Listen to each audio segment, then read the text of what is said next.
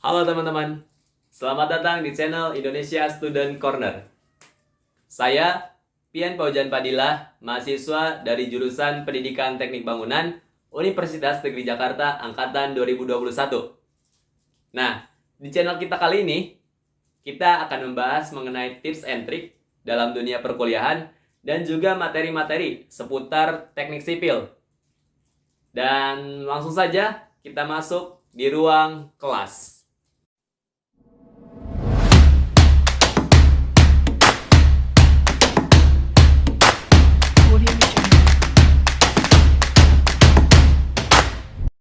Assalamualaikum warahmatullahi wabarakatuh. Selamat pagi, selamat siang, selamat malam semuanya, dimanapun kalian berada. Selamat menonton video kali ini. Sebelumnya, yang saya hormati dosen pengampu dari mata kuliah Strategi dan Media Pembelajaran, Dr. Yan Arthur, Magister Pendidikan. Di sini sebelumnya perkenalkan terlebih dahulu, nama saya Pian Paujan Badilah dengan nomor registrasi 1503621088. Saya dari jurusan Pendidikan Teknik Bangunan angkatan 2021 Universitas Negeri Jakarta. Oke. Mungkin langsung saja kita masuk ke pembahasan mengenai model pembelajaran kontekstual teaching and learning. Nah, sebelumnya udah pada tahu belum CTL itu apa? Oke, yang belum nanti kita akan bahas di slide selanjutnya.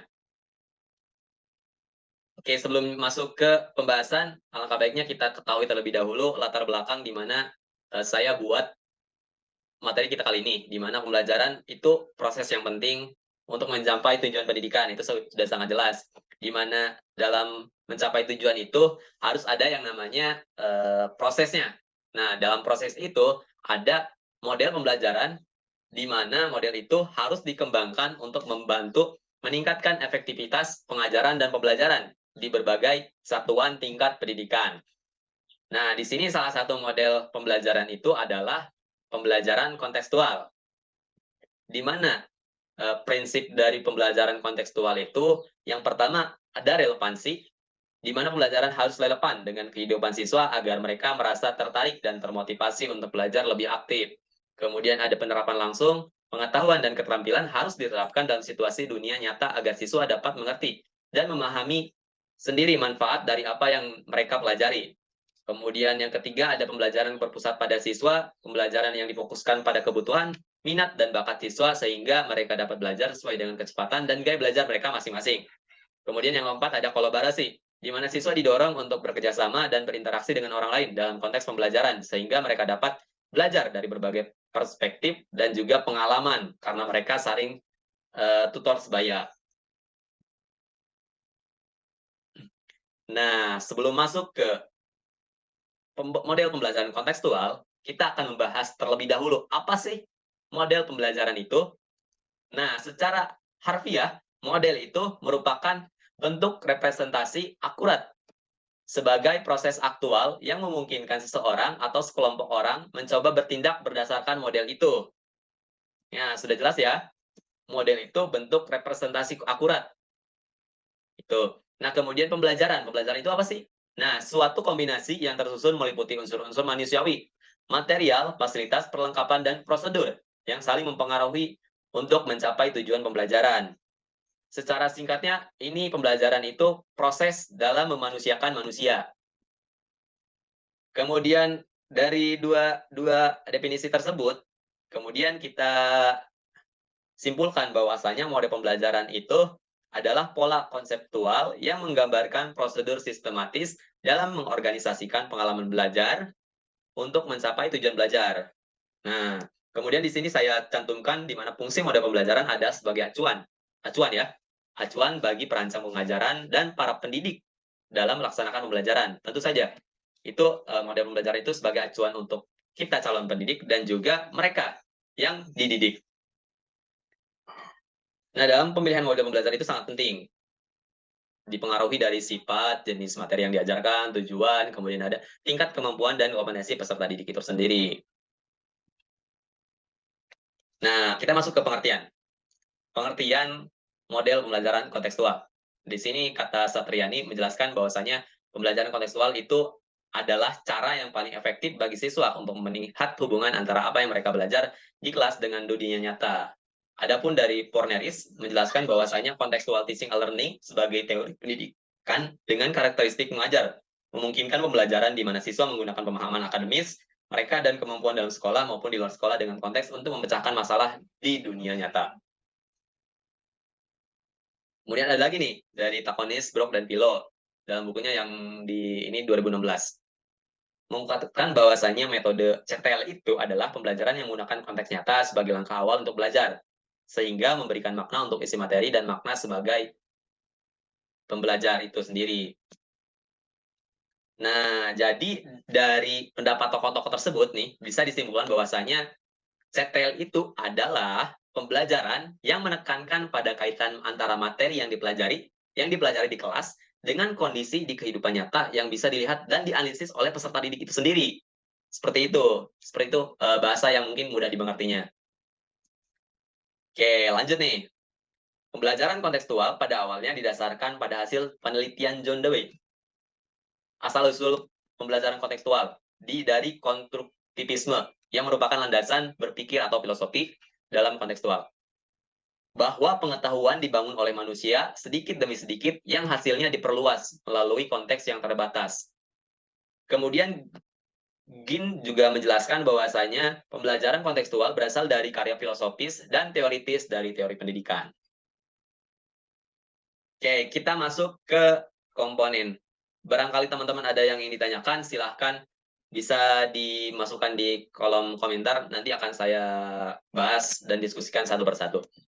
Oke, lanjut ya. Di sini komponen dalam model pembelajaran kontekstual. Ada 7. Yang pertama, konstruktivisme. Yang kedua, inquiry. Yang ketiga, bertanya. Yang keempat, masyarakat belajar. Kelima, pemodelan. Keenam, refleksi. Ketujuh, penilaian autentik. Oke, kita bahas satu-satu. Konstruktivisme yang merupakan konsep dasar berpikir melalui pendekatan pembelajaran kontekstual, di mana pandangan konstruktivisme itu menyatakan bahwasanya pengetahuan dibangun oleh manusia sedikit demi sedikit melalui sebuah proses.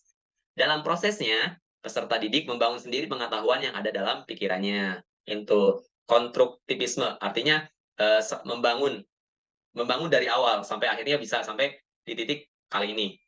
Kemudian ada inquiry, di mana merupakan bagian inti dari kegiatan model pembelajaran kontekstual. Proses inquiry juga diartikan bahwasanya didasarkan pada pencarian atau upaya pembuktian melalui proses berpikir secara kritis dan kreatif. Itu yang harus digarisbawahi. Kemudian selanjutnya ada refleksi.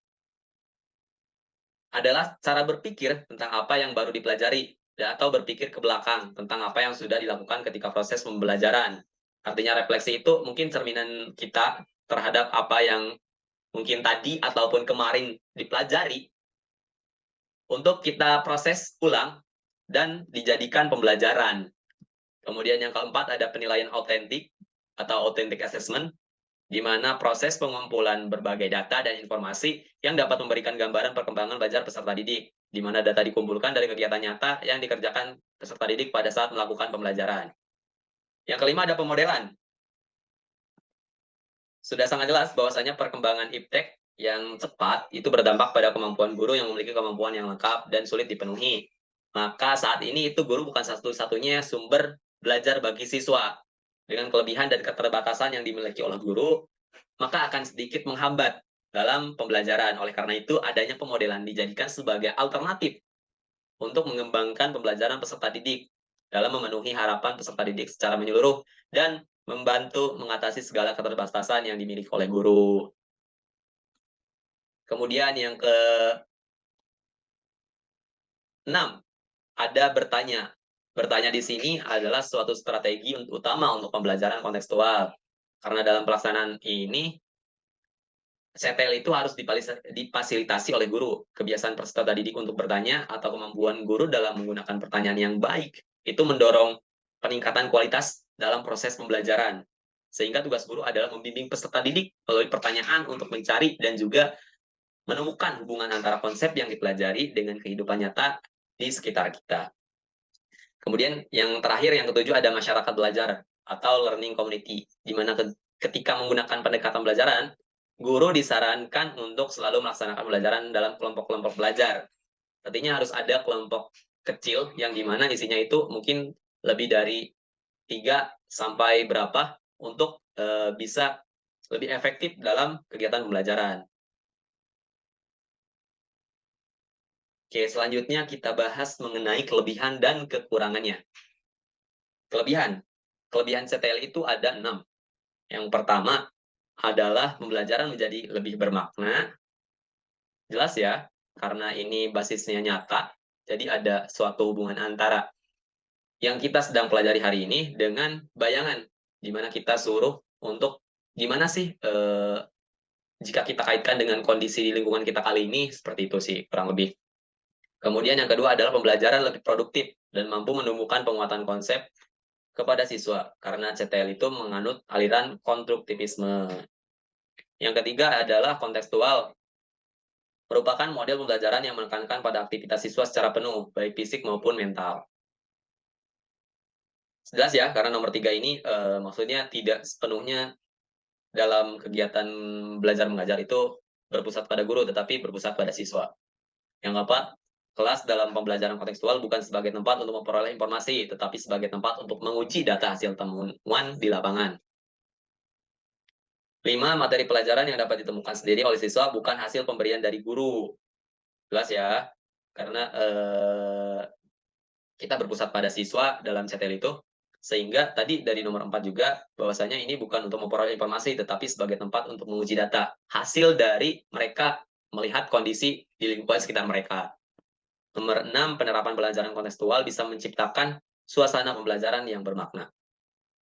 Adapun ada kekurangannya dalam CTL itu yang disampaikan oleh Putra dalam jurnalnya 2015, ada 4. Nah, yang pertama itu diperlukan waktu yang cukup lama saat proses pembelajaran kontekstual. Karena kita perlu adanya waktu untuk mengaitkan dan juga selain karena emang kita harus melihat kondisi lingkungan kita juga harus ada diskusi terkait hasil apa sih dari yang kita analisis di lingkungan kita masing-masing. Kemudian yang kedua, jika guru tidak dapat mengendalikan kelas, maka bisa menciptakan situasi kelas yang kurang kondusif. Kemudian 3, guru lebih intensif dalam membimbing karena dalam CTL itu guru tidak lagi berperan sebagai pusat informasi. Tugas guru adalah mengelola kelas sebagai sebuah tim yang bekerja sama untuk menemukan pengetahuan dan keterampilan yang baru. Kemudian yang keempat, guru memberikan kesempatan siswa untuk menemukan atau menerapkan sendiri ide-ide serta mengajak siswa menggunakan strateginya sendiri dalam belajar. Namun tentunya guru memerlukan perhatian dan bimbingan yang ekstra terhadap siswa agar tujuan pembelajaran sesuai dengan yang diterapkan semula. Oke, sudah di slide terakhir, kita simpulkan bahwasanya model pembelajaran kontekstual adalah pengalaman belajar tidak terbatas pada lingkup kelas saja, melainkan lebih berfokus pada bagaimana siswa dapat menerapkan pembelajaran dalam situasi nyatanya sehari-hari. Pembelajaran kontekstual mengaitkan permasalahan dunia nyata dengan teori yang diajarkan kepada siswa, memungkinkan mereka untuk aktif memecahkan masalah berdasarkan pengalaman dan teori yang diberikan oleh guru di sekolah. Adapun daftar pustaka, jurnal-jurnal yang sudah saya pakai dan jadikan acuan untuk membuat materi kali ini. Oke, mungkin itu saja materi kita kali ini. Oke, mungkin pembahasan materi di video kita kali ini cukup sampai di sini. Semoga videonya bermanfaat dan jangan lupa di like, subscribe, dan juga di komen. Sampai jumpa. Audio Jungle.